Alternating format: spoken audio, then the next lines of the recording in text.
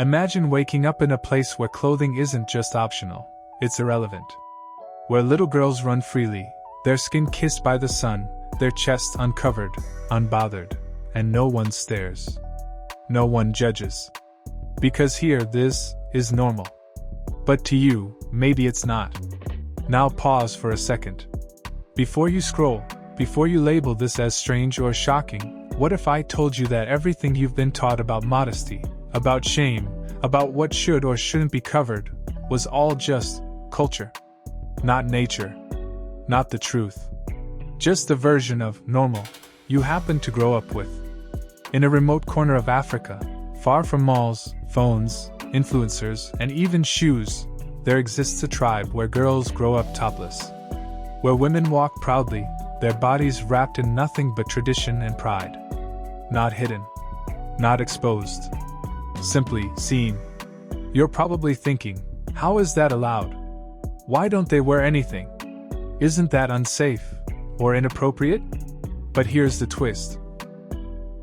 They're not ashamed. We are. Because what we call nudity, they call life. In this village, clothing isn't a cover-up.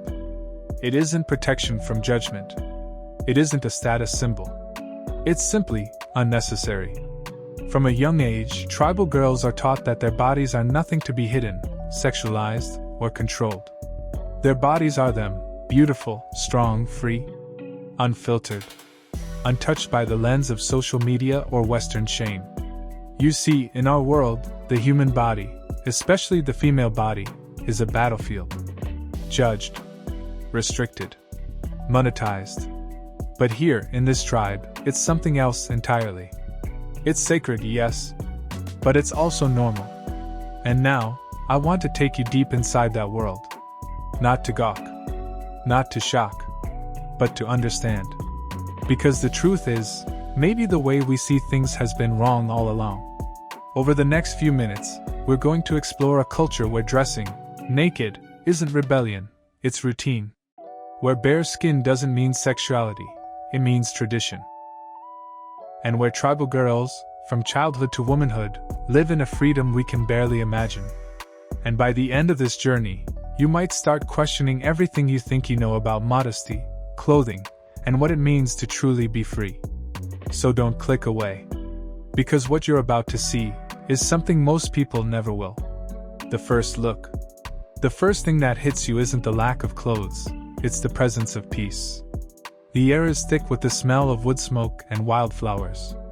Chickens wander freely, children's laughter echoes between huts, and everything moves with an unspoken rhythm, as if the entire village breathes in harmony. And then you notice them. Women, girls, mothers, grandmothers. Some are grinding maize. Others are weaving baskets or tending fires. And all of them, bare-chested, uncovered, undisturbed. No one stares. No one whispers. There's no awkwardness. No shame. In fact, you begin to realize, it's not even noticed here. Because in this corner of the world, what we call naked, they call natural. You see a young girl, maybe 9 or 10, chasing a goat through the red dust, her skin glowing under the sun, laughing so freely you can feel it in your bones. She's not worried about covering up. No one tells her to be modest. She hasn't been taught to hate her body or hide it. She's just living. This isn't just a cultural quirk. It's not rebellion. It's not exoticism. It's a living expression of something we've forgotten in most parts of the world: body innocence. In this tribe, let's call it what it is, the human body is not a spectacle. It's not censored, blurred, sexualized, or clicked on for views. It's respected. Because every girl here is taught something radically simple. Your body is yours. It's not shameful. It's not sinful. It's sacred. And that belief? It's visible in every step they take. Now you might ask, what about men? Don't they stare? Don't they exploit? Don't they think like men in the outside world? And here's where things get fascinating. The men don't look twice. Not because they're saints, but because in this society, the female body isn't rare. It's not forbidden fruit. It's familiar, everyday, woven into the rhythm of life. When something isn't hidden, it loses its power to shock. And when something isn't shamed, it doesn't become a weapon. You begin to feel something shift inside you. You're not just a visitor anymore, you're a witness. Witnessing a society where freedom isn't about law or liberty, it's about the right to exist as you are. And in that moment, watching a teenage girl carry water on her head, her posture proud, her chest uncovered, you realize she's not brave. She's not rebellious.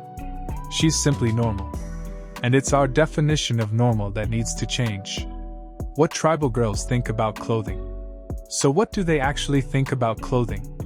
About nudity? About us? You don't want to assume. You don't want to project. So you ask? You sit down beside a young girl, maybe 16, knees tucked under her, hair braided with care, eyes bright with a kind of wisdom that seems far older than her age. She smiles shyly at first, then answers with the same honesty that fills this entire village. Why would I wear something that hides who I am? You pause. It's such a simple sentence, but it hits hard. She's not trying to be profound, she's telling the truth. She isn't trying to seduce, provoke, or perform. Her body is just part of her, like her name or her voice. Nothing more. Nothing less. You ask another, do you ever want to wear clothes like people in the city? Only when it's cold. She laughs. Clothes are for weather, not for shame. Another girl chimes in, maybe 19, confident, assertive, with beads around her neck and a baby on her hip. When we go to town, we wear shirts so people don't stare. But it feels like hiding. Like pretending. Narrator softly reflective. They talk about their first trip to a city.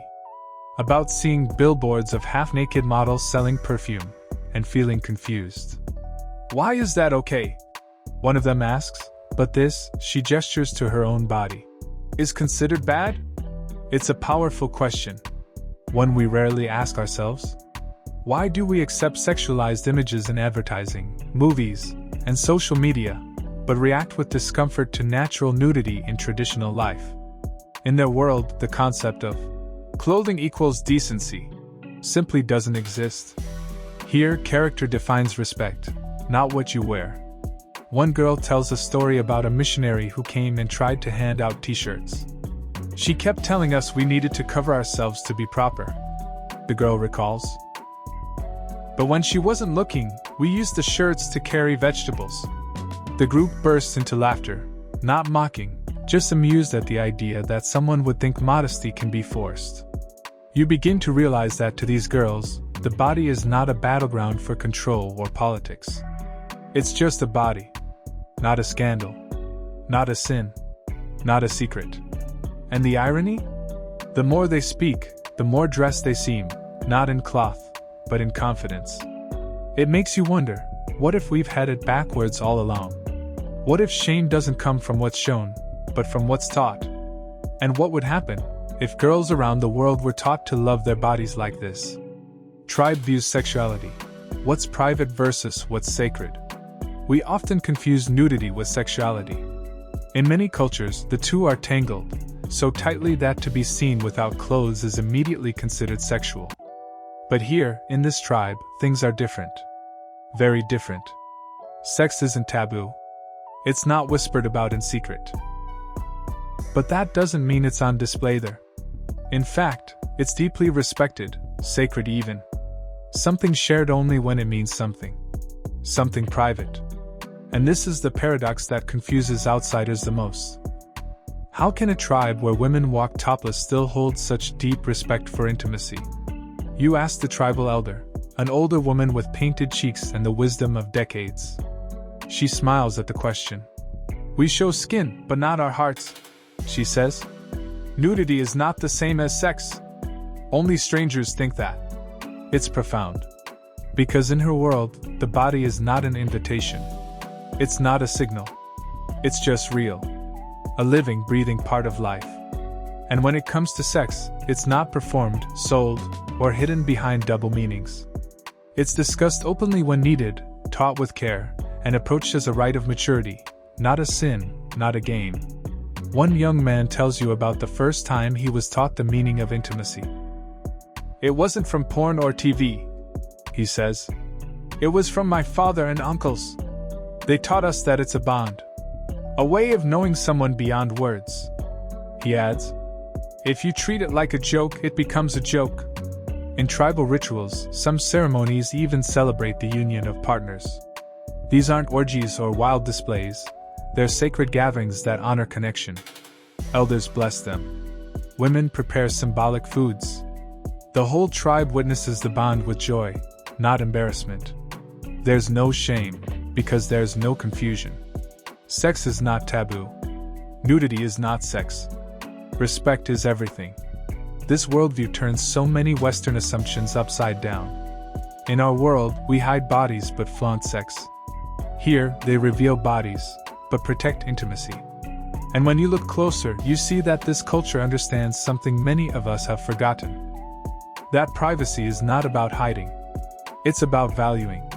That what's truly sacred doesn't need to be covered. It just needs to be understood. In a tribe where nudity is normal, sex is not shameful. But it's also never casual. It's a bond. A truth. And above all, something human. Daily life of tribal girls. It's early morning. The mist lifts slowly off the grasslands, and the fire crackles softly in the center of the village. A young tribal girl, maybe 16, steps out of her family's hut. Her chest is bare, her skin marked with traditional paint. Around her waist, a handmade cloth is tied, not to hide, but to honor her connection to the tribe. She walks with calm confidence. Not self-conscious. Not aware of judgment. Just herself. Because here, modesty means something different. It's not about covering the body. It's about how you carry it. In the modern world, modesty is often linked to fabric. The more you wear, the more respectable you're seen. But in this tribe, modesty is measured by actions, not clothing. It's in how a girl speaks to elders, how she behaves in ceremonies, how she contributes to the community. You might see her topless, helping her mother cook or fetching water. But she's not being immodest, she's being useful, responsible, present. And while her appearance may shock outsiders, to her, it's normal. Expected. Cultural. The teenage girls here don't fight with body image.